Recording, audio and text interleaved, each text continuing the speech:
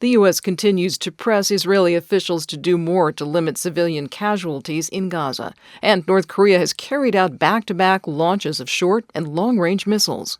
Good morning, I'm Corva Coleman from NPR News, and here are today's top stories. Defense Secretary Lloyd Austin is in Israel for meetings with Prime Minister Benjamin Netanyahu and others.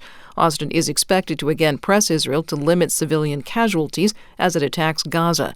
This comes as the Israeli government is facing harsh criticism from its citizens. NPR's Kat Lonsdorf says last week the Israeli military mistakenly shot and killed 3 Israeli hostages. They were killed on Friday in an active combat area in northern Gaza. The men were dressed in civilian clothes and waving a white cloth, walking toward Israeli soldiers when they were shot, according to a preliminary report by the Israeli military.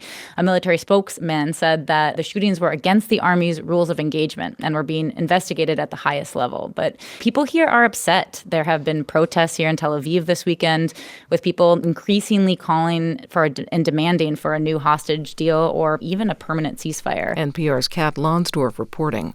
North Korea has carried out back-to-back launches of short- and long-range missiles. NPR's Anthony Kuhn reports from Seoul, South Korea detected preparations for a test launch of an intercontinental ballistic missile. Both the short-range and suspected intercontinental ballistic missiles were fired eastward into the sea about 10 hours apart.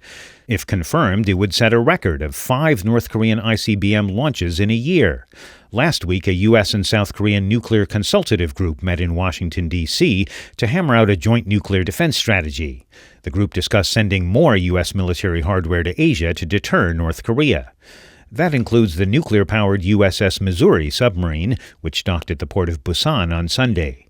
North Korea slammed the deployment, accusing the U.S. of escalating tensions and preparing for a nuclear war with the North. Anthony Kuhn, NPR News, Seoul. A powerful storm has barreled up the East Coast and is pummeling mid-Atlantic states and New England. Some areas of South Carolina got 16 inches of rain.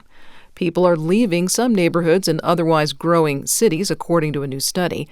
NPR's Rebecca Hersher reports some areas that can get flooded are seeing the number of residents drop. The study analyzed block-by-block census data and compared it to flood exposure information. The authors from multiple universities and science nonprofit groups found that about 7% of census blocks are declining in population due to flood risk. And those hotspots are often located in cities that are growing in population overall, such as Miami, Fort Lauderdale, Houston, and San Antonio. The study was published in the journal Nature Communications. The findings underscore how flooding can have uneven effects. It also reinforces a growing body of research that suggests Americans are increasingly aware that climate change is driving more flooding and that home buyers may be factoring that into decisions about where to live. Rebecca Hersher, NPR News. You're listening to NPR News from Washington.